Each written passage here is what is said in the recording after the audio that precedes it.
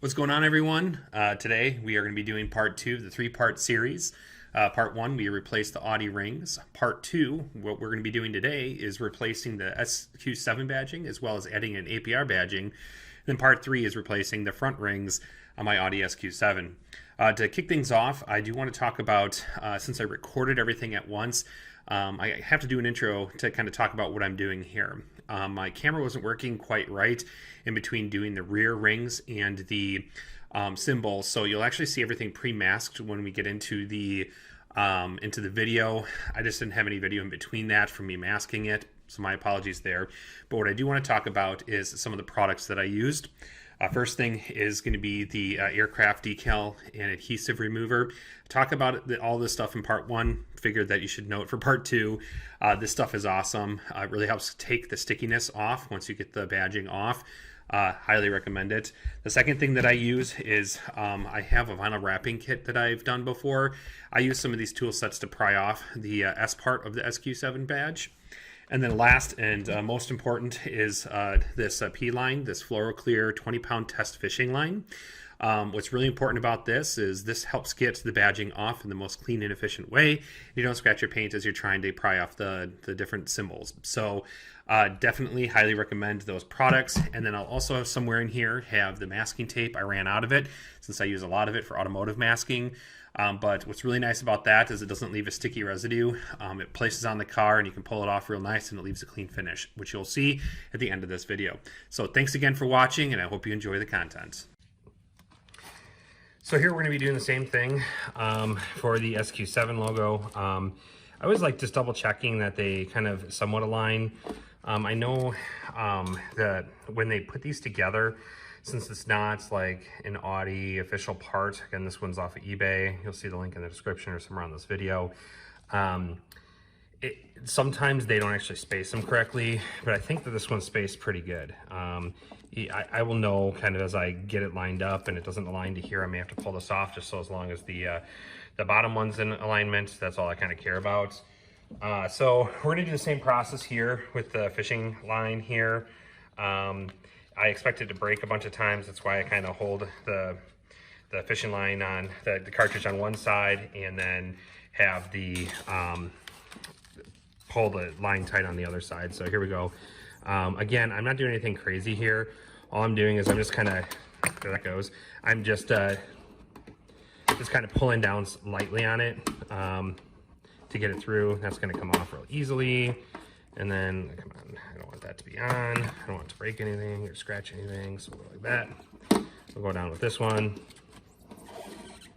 Yeah, that goes. Don't expect to reuse these because when they go flying like that, you're not going to be able to find them. So just kind of know you're going to be scrapping these once you kind of start working through them.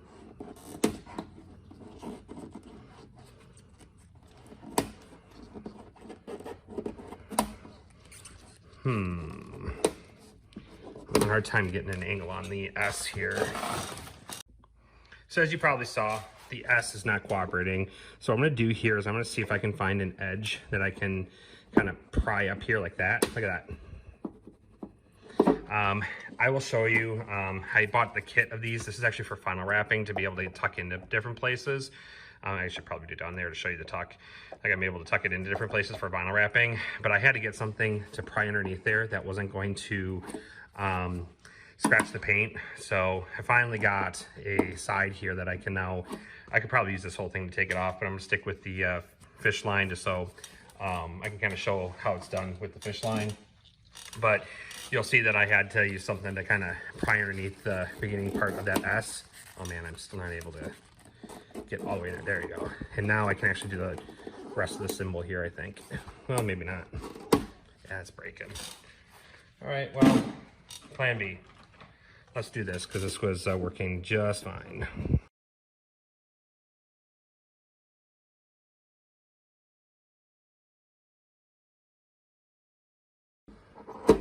Seemed to work pretty good. So maybe this is the key to get underneath that S. And the other ones worked really easily with the fishing line, but this scrape right off. Cool stuff.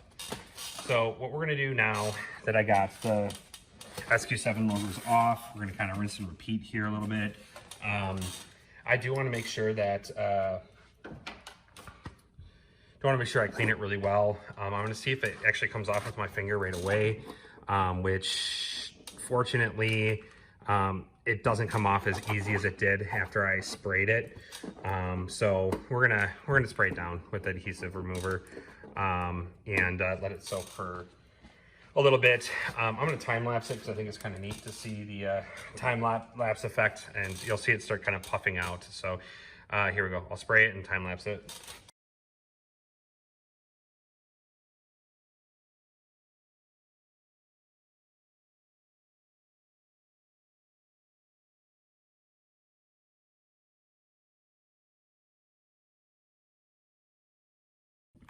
All right, so what's pretty crazy is in the slow-mo, I actually just rewatched the reel. You see how much this actually puffs up, at least the 7. It really shows on the 7 over here how much it kind of raised with the stuff on it. It's only about 5 minutes. So you spray it and you kind of leave it for 5 minutes, and everything evaporates with it. So I would say 5 minutes, come back. You can keep doing some more work on getting this stuff off here. But yeah, I mean, it says like 10 to 15 minutes for like heavier decals. I don't believe it. Maybe it's to kind of penetrate any plastics or whatever, but this is coming off pretty easily. I mean, like very easily after about sitting for 5 minutes. So I'm gonna work on it. Probably mute myself, maybe fast forward it a little bit as I kind of get all this stuff off. And then we'll go back over it with the microfiber again and kind of get the remaining little bits off here. So here we go.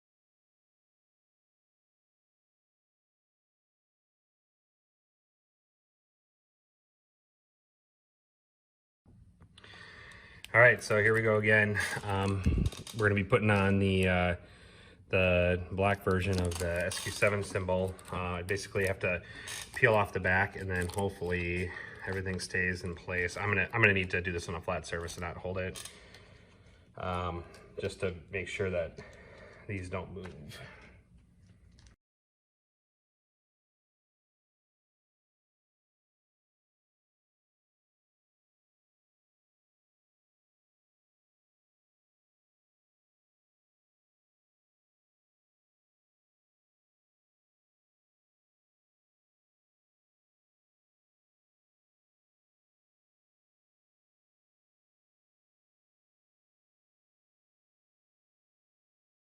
Voila. All right, so I'm gonna push it on there real good. You know what they say is, you know, when you are doing this, you really do not want to get a car wash until the adhesive has a good chance to dry. So I need like 3 days before I get a car wash, but I mean, look how easy that was. All the mess is here. That's nice and clean, and it looks good. So I'm 2 for 2 now. So the last part here, since I didn't record any audio as I was doing it, I just kind of did the motions of completing the work. You'll see that I started measuring the SQ7 badge to understand kind of where the placement is. From this video, you'll see that the bottom portion where the lip or the trunk lid ends all the way up to the symbol is 4 inches. And then if you kind of proceed forward to taking a look at the distance from, there's a crease inside of the rear trunk area all the way up to the sticker. It's about 3.5 inches. So what I ended up doing is I did the same type of measurements where I measured 4 inches across all the way across the back end of the car. So every single one of these dots is going to be 4 inches from that bottom bumper. And then what I end up doing is I then measure 3.5 inches from the outside crease, which you'll see here, over as well. And just so nobody freaks out, I am using a dry erase marker to do the markings. I thought it was pretty smart because you can just wipe it right off of the finish. So the markings are all dry erase. As we continue in here, I then start taking a strip of automotive tape and I align it to all the 4-inch lines across the bottom. And the downside of the APR sticker, which I'll put a link somewhere here for the APR sticker, it didn't come off in one piece, which means like when I was doing the SQ7 logo, I could take the whole thing and place it on. Well, this I had to go letter by letter, symbol by symbol, which kind of stinks here. So you'll see me kind of doing individual pieces all the way across, and you'll see that it's a timely process to try to align them all correctly. The downside of doing it letter by letter, you'll see that I mess up the P. The P is actually off a little bit. And at the end of this video, I'm going to highlight the P itself to kind of show, hey, that P is wrong. Since I recorded this video a few months back, I've actually taken all the APR stickers off of the car, and I'm going to put new APR stickers on. I'm probably not going to do the stage 3 look to it. I'm probably just going to use the APR branded stickers that come off the APR website. Yes, the SQ7 has an APR tune available to it, so I will most likely be tuning it with APR. I just like having black symbols on both sides of the rear trunk for the vehicle. So anyway, that's how you align the symbols. That's how you get everything there. And then if you pull the tape off, everything's good. And I have a little bit of ear candy from the Sport Resonating exhaust on the SQ7. So here you go. I hope you enjoy the video.